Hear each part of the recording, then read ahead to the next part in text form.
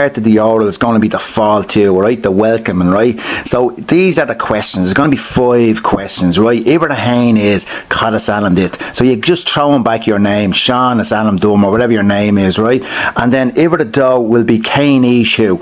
What's your age? Tom A. Ukmlina Deag Dish, or whatever, right?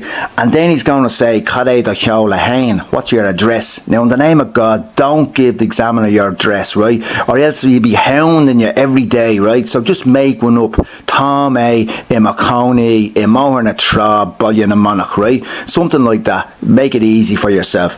And then iver a card is Cade do Dota Breha. What's your date of birth, right? So just say Rugu May. On the month, the date, and all that kind of thing, and the year at the end, right? And just stick that in there. Then finally, he's going to ask you, Cadi do Iver Scrúdú, right? What's your exam number? So just make sure you know the numbers, right? Haindo 3 Cainte sé shocked, Haindo 3, Haindo 3, Haindo 3 Cainte sé shocked, Ucht Ni De. And the little 0 at the end, that's annoyed, right? And if you don't get that, I'll be very annoyed, right? So that's the Fáiltiú done and dusted, right?